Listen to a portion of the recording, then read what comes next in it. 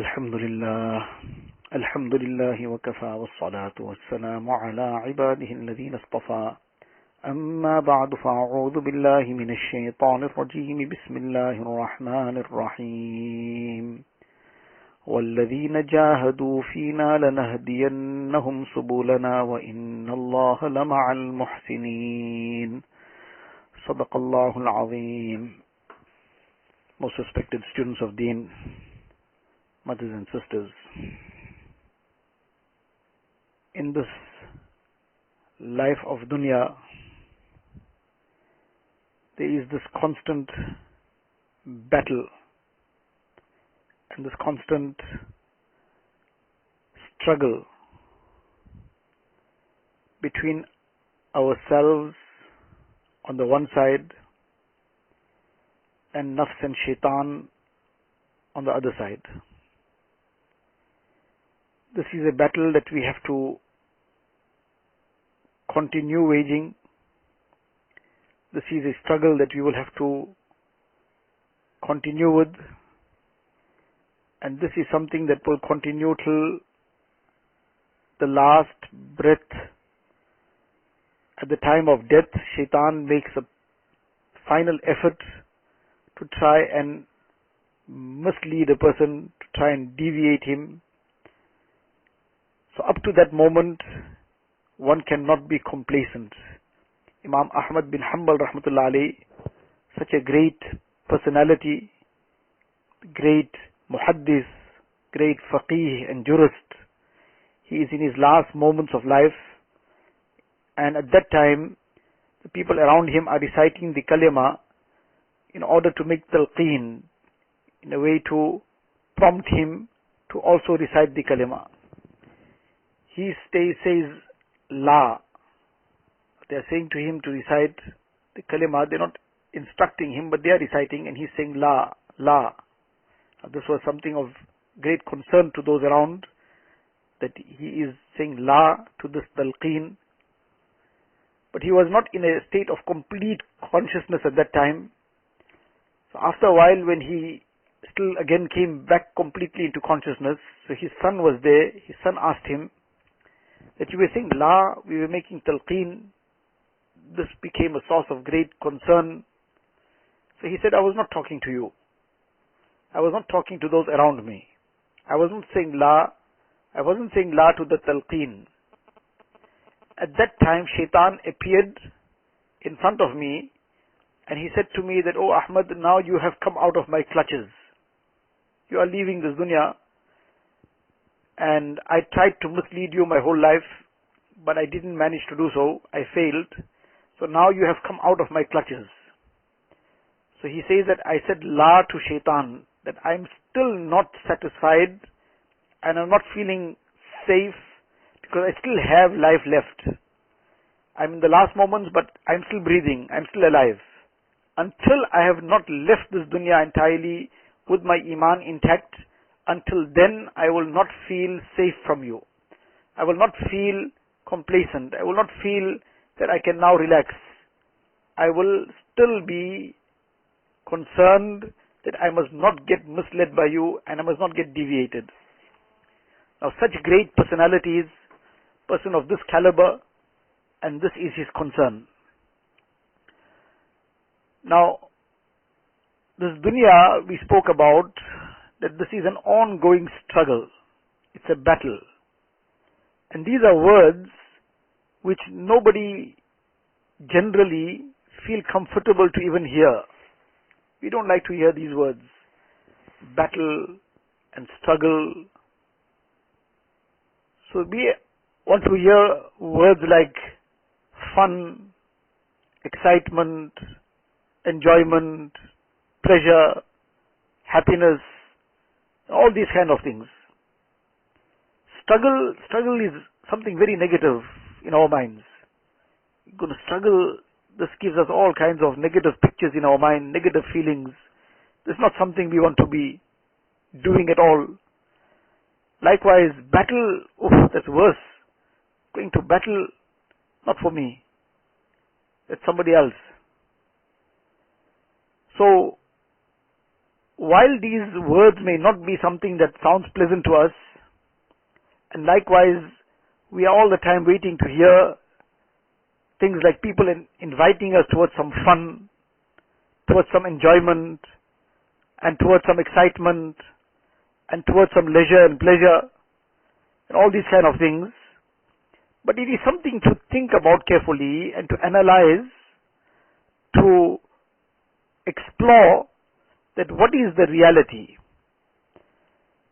If a person is inviting us towards some struggle, that look, you need to struggle against your nafs, struggle against the shaitan, and wage this battle against nafs and shaitan, and do not allow them to deviate you, do not allow them to get into any kind of wrong.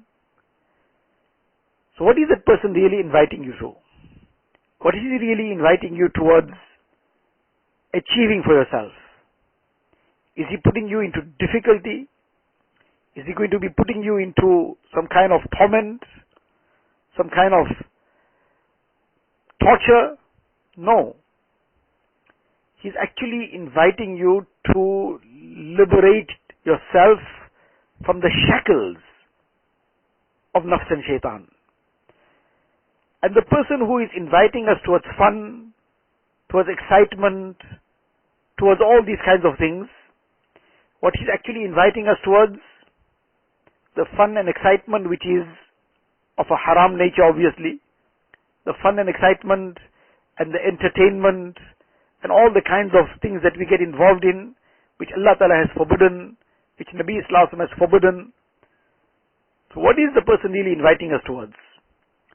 Or if it's not anybody in particular inviting us, it's being indirectly we are invited by people, by means of adverts, by means of whatever other propaganda that happens out there, by the media, etc. The reality is that we are being invited towards some shackle, to get shackled up, to get tied down, to become imprisoned in a prison that is very, very difficult for anyone. But the problem is that this prison is such that the outside of this prison is very, very attractive. There's lush gardens. This is as an example. Now there's a prison, there's lush gardens, very, very beautiful, and the exterior decorating of this prison is something that a person sees it from miles. He wants to come closer to take a good look. When he comes closer, he sees these lush gardens, these lawns, there's streams, and there's all kinds of fruit trees, and it's a real, he hasn't seen a park like this. It looks so tempting and tantalizing and really promises so much of excitement. And then there are signboards that for greater excitement you must walk down this direction towards the main gates. So now when a person sees what's outside, what it appears to be, he sees, well, inside might be even more greater and better. Inside might be even more exciting. Inside might be even more of fun and games and whatever. The person now gets engrossed in this and moves in that direction. And then when that doors of that prison bang behind him as he's entered it, he sees this is a terrible place. All that excitement that seemed to be there outside, there's no sign of it inside here. Inside this is a very lonely place. It's a very empty place. There's nothing of fun and games here. In fact, it's torture of a different kind.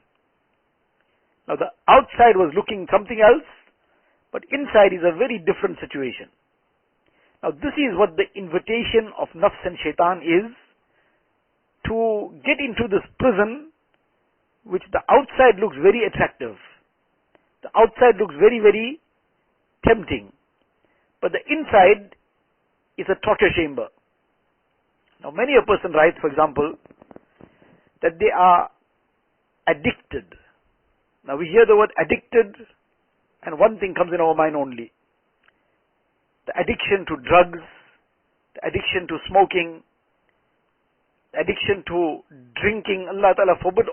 These are all terrible vices which are becoming rife in the communities. Allah Ta'ala protect us and protect one and all. Allah Ta'ala save us from all these kinds of evils and vices. But these are things that are becoming the problems of the day. So in any case, addiction, we hear the word addiction and this is what comes to our mind. All these kinds of things. But the thing is that addiction is not confined to this. Now there are some people who write about this kind of addiction also. But more than that, there are people who themselves write about the addiction to, for example, social media. Somebody is addicted to YouTube. Now, all this is a tube down straight into so many difficulties. Some people write they are addicted to other evils like music. The person writes he's addicted to looking at haram. Somebody is writing that he's addicted to some kind of illicit contact. Now why is the person writing? Why is the person saying that I'm addicted to this? Why is the person saying that give me a way out? Is he still enjoying himself? Is he still happy about it? Obviously there's some turmoil that is happening. There is a turmoil that is coming in, but the fortunate person is the person who has recognized the turmoil. This is fortunate. There are some who, like a blind person, he's in the midst of a dump. It's all the kind of worse filth is around, but he's blind.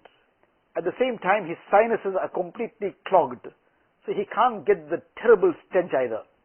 And when he's blind, he can't see. Now he's walking, he's tramping the filth, but he can't see, so he's not bothered. He says, well, I can't see anything, so what's the problem? His sinuses are completely clogged. So as a result, he is not getting any of the stench. So he says, but I'm not uncomfortable here. I'm quite fine. So why are you bothered? Why are you trying to take me away from here? Now that person is in a very, very difficult situation. Allah Ta'ala give one and all relief from all these things. But that is now in a very difficult and a very dangerous point. Because now when the person has become blind to all that, the person's sinuses are clogged and he can't smell that stench, then it's a very dangerous point.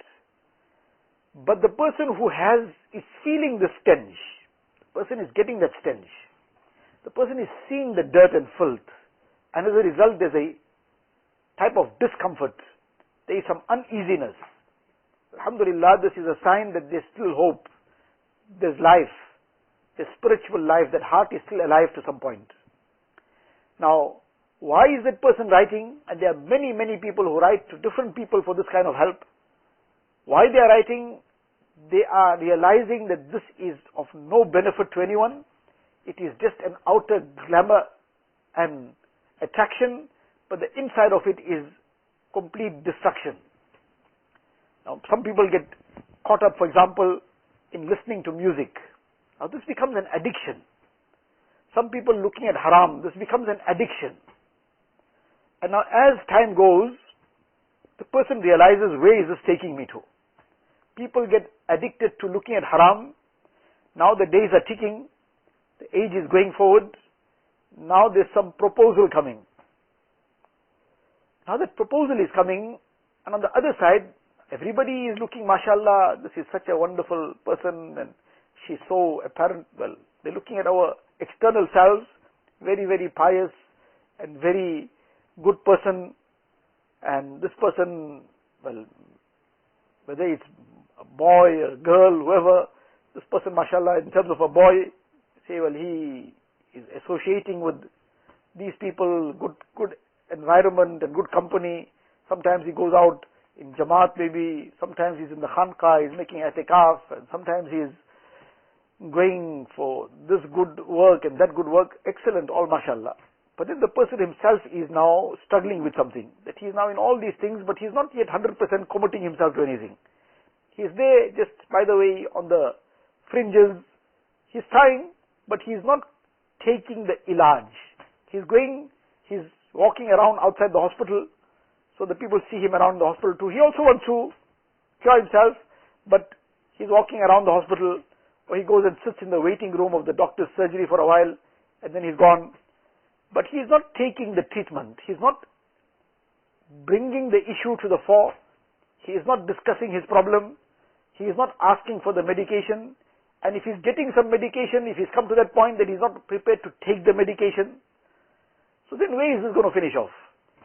A person comes to the doctor, even explains what the problem is, then takes that medication from the doctor, pays for it, and then goes and puts it on the shelf. Maybe the shelf might start feeling better. Maybe, Wallahu alam, that the shelf might start feeling little better. It might start feeling healthier. But the sick person is not going to get any benefit out of that medication on the shelf. But now, worse than that is also that the person who doesn't even think he's sick, number one. And then maybe the person knows he's sick, but he's not ready or doesn't want to ask for any kind of treatment, go to someone for some help and treatment. So the result of that is that that ailment and that sickness gets worse. Now the person is trapped in this cage, in this prison. And now there's a proposal now. Now some girl got caught up in these things. She's looking at something she's not supposed to look at. She's caught up in some Facebook and some other social media, and she's communicating with A, B and C and whoever. Or she's listening to music, she's listening to some other things. Now this proposal came, and the proposal came on the surface of things. So now family is all very excited. So now she too gets caught up in that excitement. Nevertheless, the person is a good person that has proposed apparently. So now she's also ready. Now suddenly, before she knows it, she's in this new phase of life. Now this new phase of life has started. So the first few weeks, first few months, there's a totally different life now. So everything takes an adjustment for a while. But after a month, 2 months, now everything has started becoming quite normal in terms of day-to-day life. So now the old things hadn't been treated. The old thorns hadn't been removed. The dirty and filthy things had not been cleaned out. So all that is lurking inside. And now something just sparks it again. So now the person by chance heard something. Now that music all started ringing back in the mind. Now that was by mistake that the person heard something, but that triggered off everything because it's all there inside, still lurking in there. It wasn't removed, it wasn't treated. So the result of this is the person just falls headlong into it. Now the person is caught up on the social media. So one day, 1 week, everything was going fine, but now I need to be in touch. I need to communicate because this has become an addiction. I need to be looking at all these things. So now the person is caught up on it. Now there's some work to do. Now in one's own home, the mother will just make one small noise and carry on with life. But in somebody else's home, they're not going to make one small noise and carry on with life.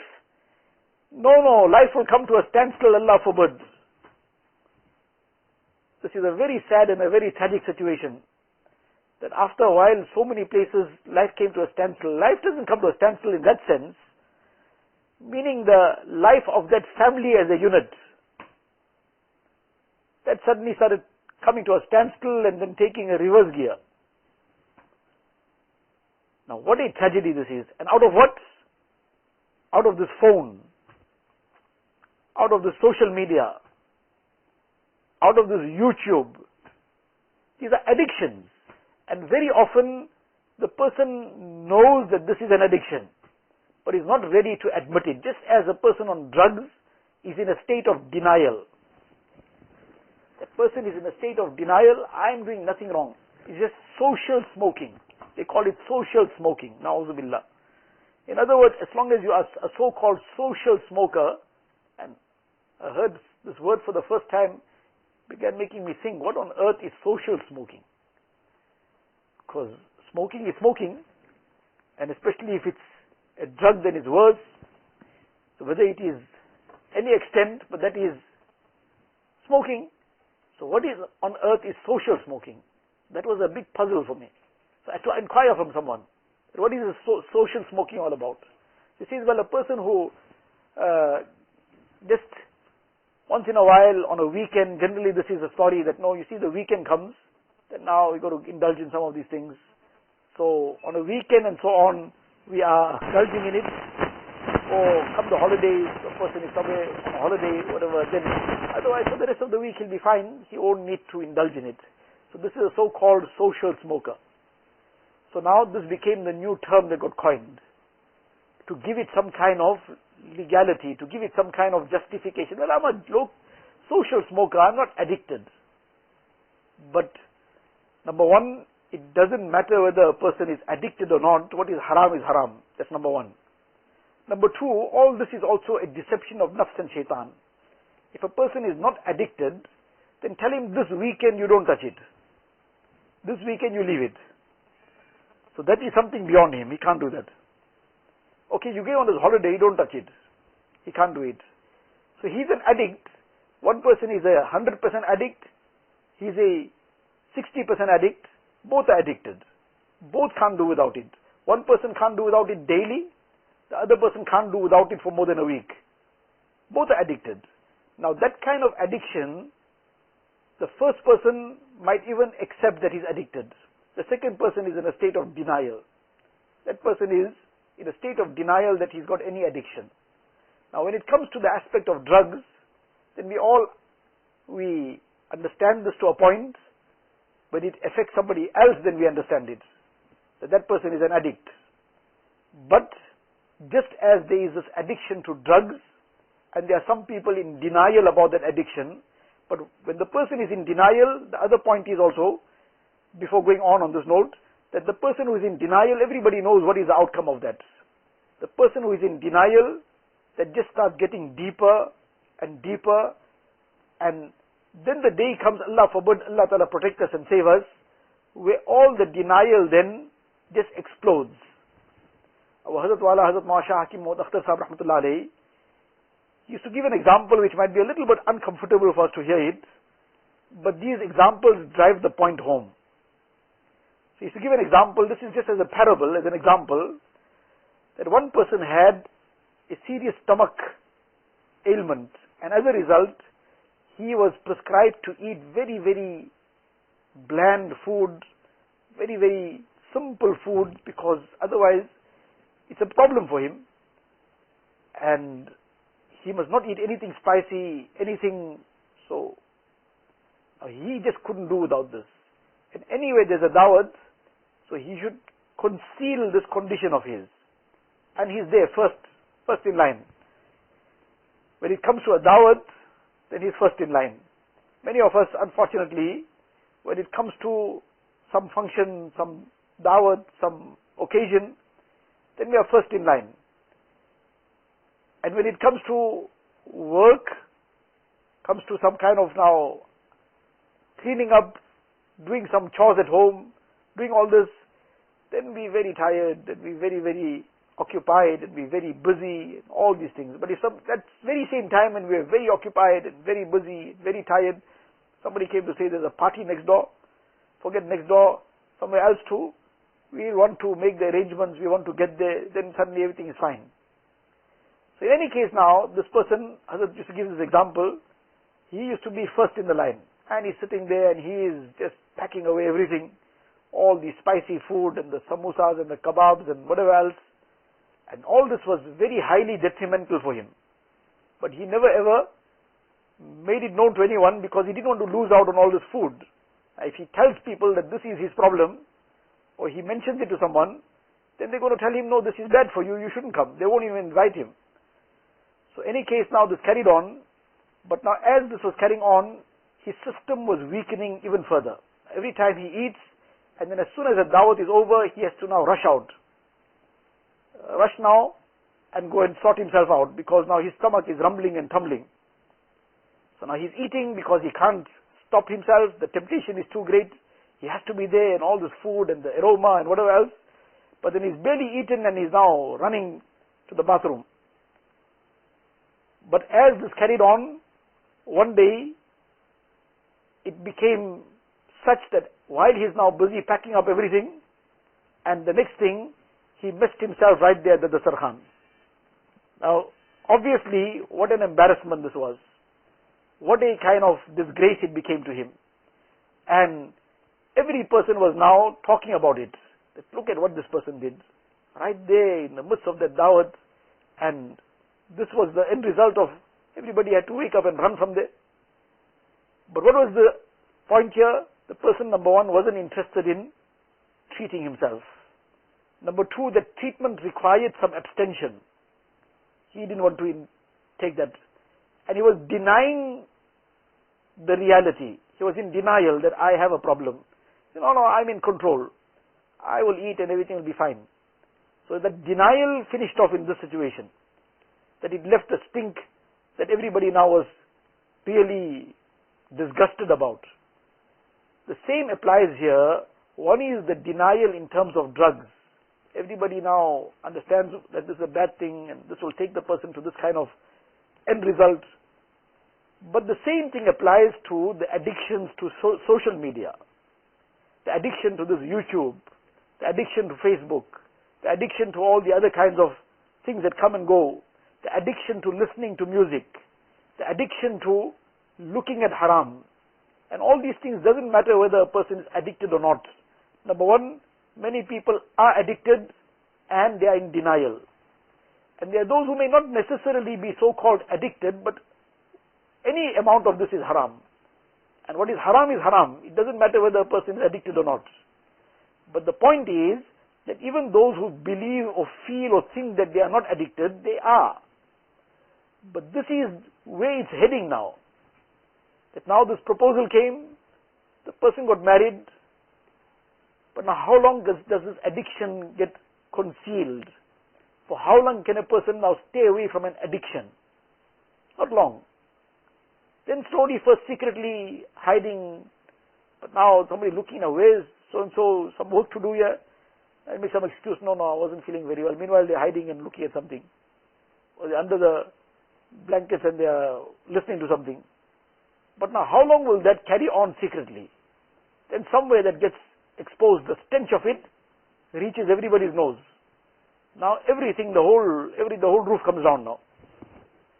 So what was the problem? The problem was, number one, that we started experimenting with haram. We started experimenting with the things that we shouldn't be involved in. One thing led to another, it became an addiction. Then we were in denial.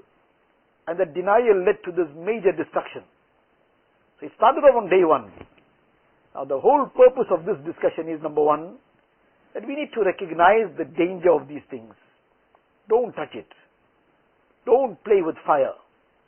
The first thing is that we must recognize this danger. If, with the fazl of Allah Ta'ala, we have been away from these things, we haven't been involved in listening to music, we haven't been involved in looking at haram, we haven't been involved in social media, then don't touch it. Don't see that beautiful prison, meaning the outside of it. What lush gardens, and people are seeming to be so happy here, so they must be happier inside. Don't ever go near that prison. It's got a very, very attractive appearance, very attractive outer decorations. But when you go past those gates and it clangs behind you, Allah forbid, then it's a very difficult one. So the first thing is, don't go near it. Don't go anywhere near it. But the second thing is, Allah forbid, if we have fallen into any of these things, the first thing is that there is never a moment of despondency, of hopelessness in the life of a mu'min. We don't go near it. Stay far away from it. Don't touch it. It's fire. It's burnt so many people. It's burnt their marriages up. It's burnt their dunya. People lost their businesses. They lost whatnot as a result of not just drugs, all the other addictions also. People have lost so many things. And Allah forbid, some have burnt up the akhirat. Allah Ta'ala give us all tawfiq of sincere tawbah. On the one hand, don't go near it, don't touch it. Don't even get close to it. وَلَا تَقْرَبُوا الزِّنَا إِنَّهُ كَانَ فَاحِشًا. The Quran Sharif speaks about severe and major crimes that don't even go near zina. Now all this is what leads up to these kind of evils. So don't go near it also. That's the one point. But Allah forbid that if somebody got caught up in these things, if somebody has fallen into it, then too, as long as there is life, there is hope. But when a person has fallen into quicksand, so now the person is sinking in that quicksand, but he's smiling away, and he's very trying to look like very happy, smiling away. So somebody on the shore sees him to say, well, this person seems fine, everything seems okay. We have never heard of something like that. The person in quicksand shouts at the top of his voice. Person who was swimming and suddenly is drowning, then he doesn't request somebody on the shore, anybody out there, please, can you come and help me? I will be greatly appreciated, and your help will be a very big assistance to me. So I humbly request you to please come. The person got no time for all this humbly request at that time. And please, anybody can come and help me. He's shouting at the top of his voice, please come now. And I'm drowning. So when there's some aspect of dunya that is in danger, our life, physical life is in danger, then we are immediately looking for somebody to help us. We are immediately turning for help. So on the one hand, we are not in denial at that time, but at the same time we are seeking the help also. So likewise, when this destruction of deen we can see happening, then it is not a time to be in denial. Allah Ta'ala open our eyes out, open our sinuses out, that we can see the filth that we have fallen into, that we can see the filth that we have to run away from, that we get the stench that makes us feel very nauseous and uncomfortable there, and makes us want to run from there. That feeling of that stench, being able to see the filth in it, that too is a very big step ahead. So in any case, then what is required is to now immediately seek the help. There is no need to lose hope, but we don't sit quietly. We don't sit without any effort. That person will be doing whatever he can to come out of that problem and difficulty he's in, to get saved from that drowning, to get saved from that quicksand. We cannot afford to be sitting quietly and waiting for something to happen. Something will work out somewhere, but we do nothing about it. No. Immediately we turn for help. To who we turn to help? For help? So there are always people around who will be able to assist us. In our case, inshallah, there will be some or the other of the muallimas who we have some kind of confidence in, who we feel very comfortable discussing with. So there is somebody or the other who we find that we have that rapport with. It might not be that we have the same rapport with everyone, because everybody's natures are different. Somebody will have the rapport with someone, somebody with somebody else. So whoever we feel we have that rapport with, we have that confidence in, then we need to, in a very appropriate manner, seek the help. And then we will be given the help. The help, when a person comes seeking for help, that person is never looked down upon. That person is given respect rather. That here is a person seeking to get closer to Allah Ta'ala. Here is a person seeking to run away from nafs and shaitan. And when a person is seeking to run away from thieves, then everybody is ready to help. But a person wants to be friends with the thief, that becomes a different situation. Now here somebody has come asking for help, that person has come to seek the help to run away from the thieves of nafs and shaitan. Everybody will be happy to help. So in any case, that's step one. To turn to somebody to assist us to come out of these predicaments. Number two, on our own strength as well, there are many things to do. But generally, if we try to do this on our own, without guidance, without help, it will be short-lived, generally. Illa mashallah, but generally it is short-lived. That josh will be there, that fervor and drive will be there for 1 day, 2 days, and then before we know it, we are already slipping back into where we were. So it won't be with that intention will be genuine, the tawbah will be sincere, the person will be truly wanting to move forward, but without that guidance and help from somebody, generally, by and large, this is short-lived. So we should seek help and do all these things in the light of the guidance and the help that we will take from someone. But in any case, these are the things that we need to then turn to. One is sincere dua, daily. Somebody, for example, is caught up in listening to music. Somebody is caught up in looking at some haram. Somebody is caught up in some illicit contact and relationship. Somebody is caught up in some other filth and dirt. Whatever it might be, all this is filth and dirt. It is terrible filth. It stinks. Just that our sinuses get so clogged up, we don't get the stench of it. But it all truly stinks. Those haram glances, they have a terrible stench.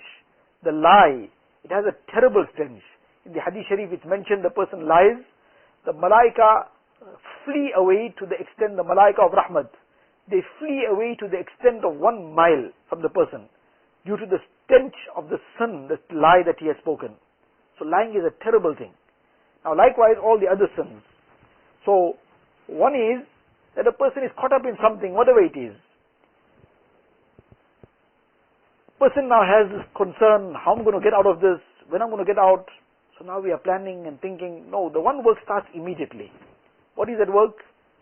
Daily, every night.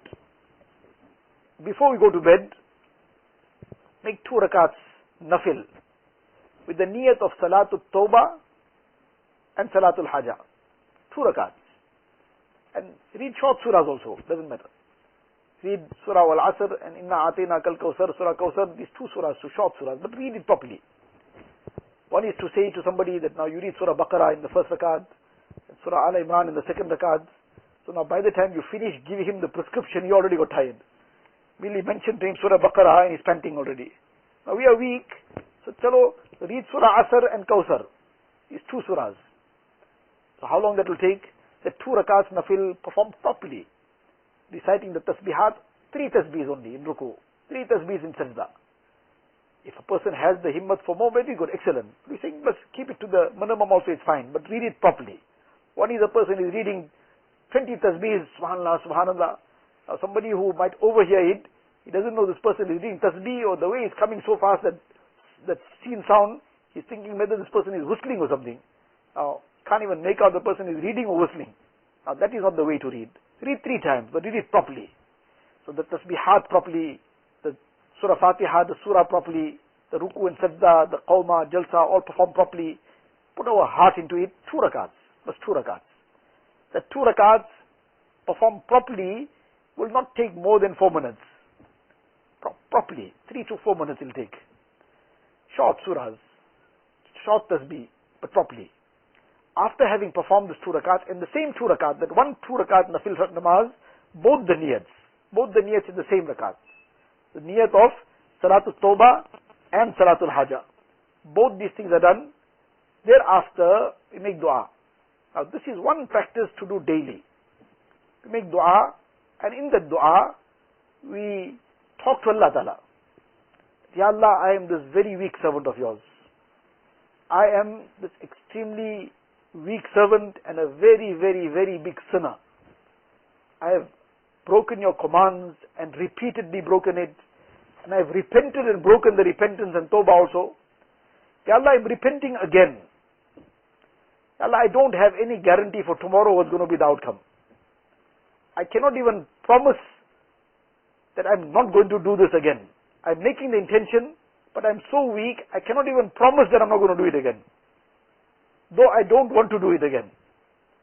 But Ya Allah, I'm turning to you to help me. You forgive my sin, and you help me to stay away from this. What happens tomorrow, that's tomorrow.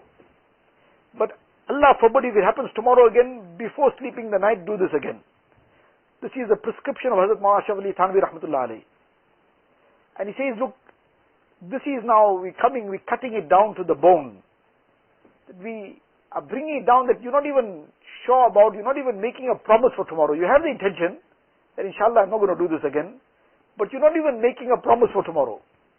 But you're not giving up repenting for today and seeking Allah Ta'ala's help for tomorrow. And he says, do this daily. Do it day in and day out. And then you see whether this does not start bringing the turnaround. But don't miss it out. Don't miss it out for anything. Do it daily. At the end of the day, before going to bed, you make this a daily practice that you are making these 2 rakat salah. You are begging Allah Ta'ala's forgiveness for the past, for that day that has passed, for the past before that. You are making a firm intention for the way forward, though you are also saying that, Ya Allah, I am so weak, I can't even promise for tomorrow. I don't know what's going to, I don't want to get through this. I don't want to listen to any music again. I don't want to look at any haram again. I don't want to talk to that or contact or communicate with that illicit contact in any way. I don't want to do all these wrongs and evils. Ya Allah, I am so weak, I can't even promise it. But I'm making the intention not to do it. Ya Allah, I need your help.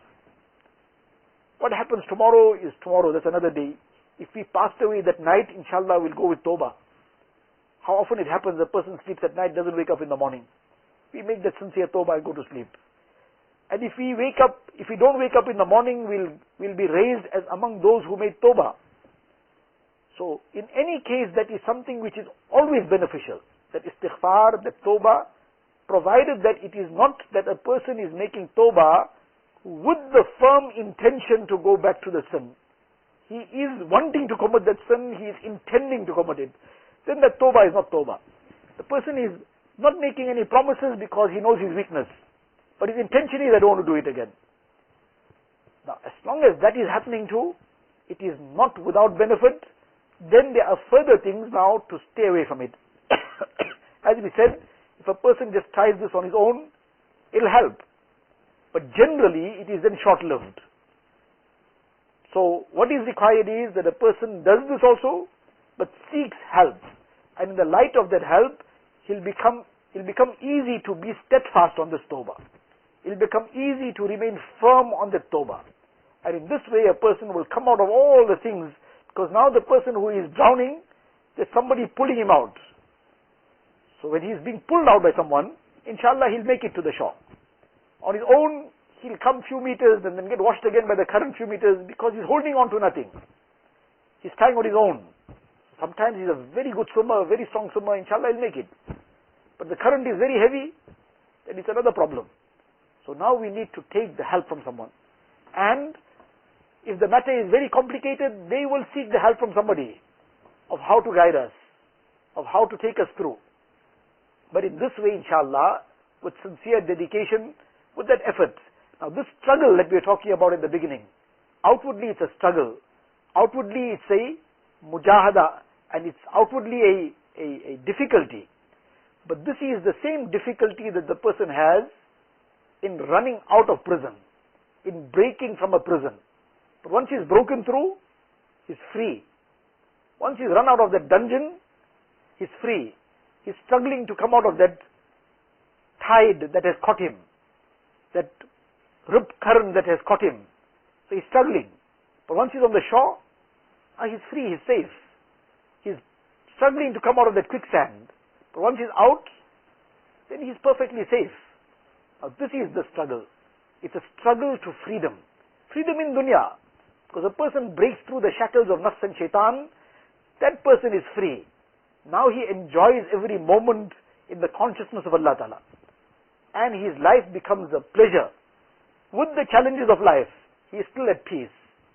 Now this is what we are all aspiring for, and this comes via this mujahada against the nafs and against shaitan. And then the sukoon is what is felt, and a person then doesn't even want to go anywhere near to touch all these things and all these evils. He wants to stay far, far away from it. So this is what we need to be very, very conscious about, and we need to make this effort that we do not get caught up in all these things. We turn to Allah Tabaraka wa Ta'ala, and we turn to somebody on the level of means. We turn for help to somebody who may be able to guide us and take us forward. May Allah Tabaraka wa Ta'ala guide one and all. Allah Ta'ala give us the tawfiq. Allah Ta'ala enable us to fulfill this very simple prescription. Daily, every night, this 2 rakat nafil, with this dua, in this manner. And we make the dua for 3-4 minutes. Lot of cry to Allah Ta'ala. And then we see how this turns things around for us. May Allah Ta'ala give us the tawfiq. وآخر دعوانا أن الحمد لله رب العالمين اللهم لك الحمد كله ولك الشكر كله اللهم لا نحصي ثناء عليك أنت كما أثنيت على نفسك جزا الله عنا نبينا محمدا صلى الله عليه وسلم بما هو أهله اللهم إنا نسألك من خير ما سألك منه نبيك وحبيبك سيدنا محمد صلى الله عليه وسلم ونعوذ بك من شر ما استعاذك منه نبيك وحبيبك سيدنا محمد صلى الله عليه وسلم أنت المستعان وعليك البلاغ ولا حول ولا قوة إلا بالله العلي العظيم وصلى الله تعالى على خير خلقه سيدنا محمد وآله وصحبه أجمعين والحمد لله.